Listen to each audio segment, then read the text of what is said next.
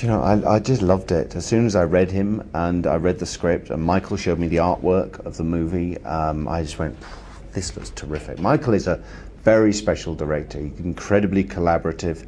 His films are always really extreme to shoot. And he was given a much bigger budget to work with on this.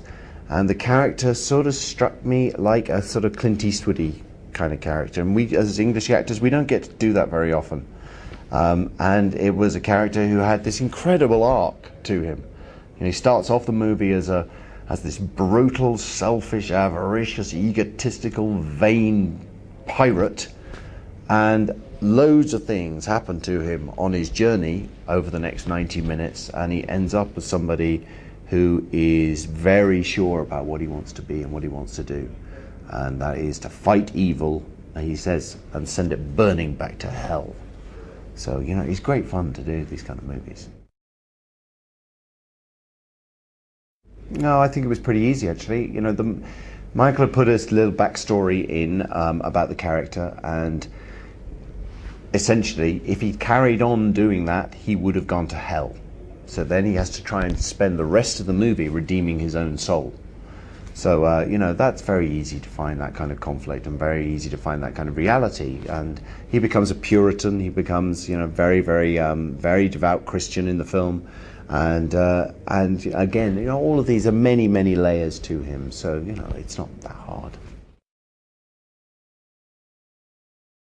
Yeah, it was very challenging. It was a very challenging shoot. It was 4 months in a Czech winter, minus 10 degrees. Michael would throw 60,000 litres of water on my head every single day. It would get so cold that the water would freeze the clothes that I was in, so that I had to be unfrozen with hot water and hair dryers. There were many injuries. I cut open my head with a sword, or somebody else cut open my head with a sword.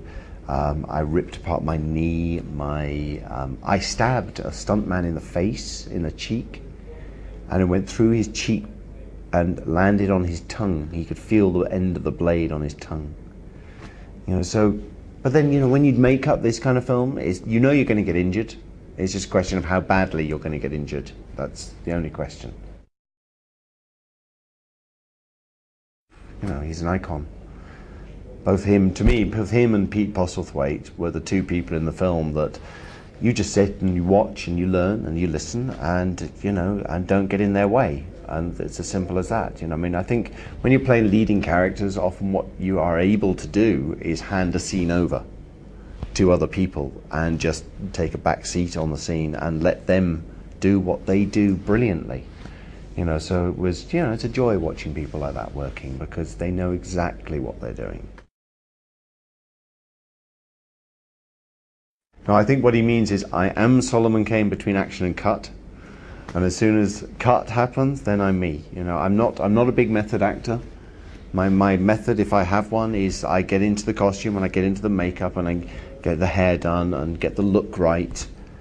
And, you know, if you've got a good enough art director and director, then all you have to do is turn up on the set and open your mouth and say the lines. It's not rocket science.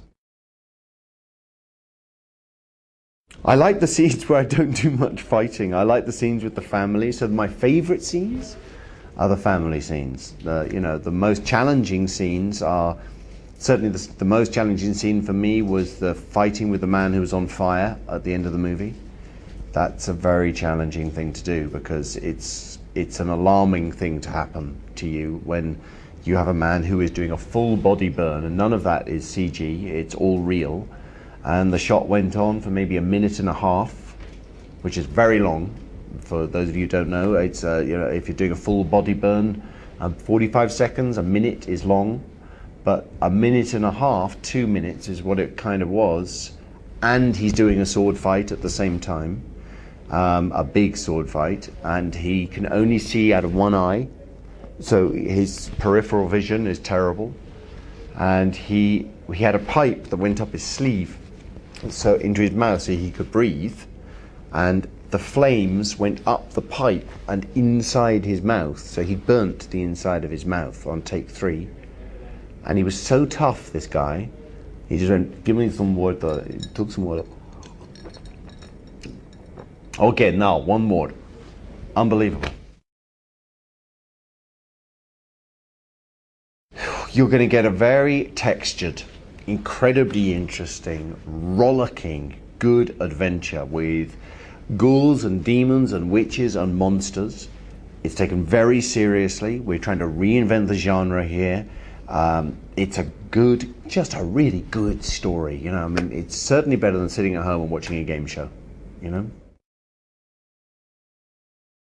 Yeah, I've just finished doing a movie called Ironclad, which is set in 1215, and we did that with Paul Giamatti and Brian Cox, Derek Jacobi, a whole bunch of people. It's like Magnificent Seven in a castle. And then I do a little movie between over Christmas and New Year in South Africa with Natasha McElhone, a romantic love story. And then I'm doing a movie called John Carter of Mars for Disney Pixar, directed by Andrew Stanton. I'm loving Michael Haneke at the moment. I've been watching a lot of his movies recently, and he's pretty extraordinary. I'd like to work with him.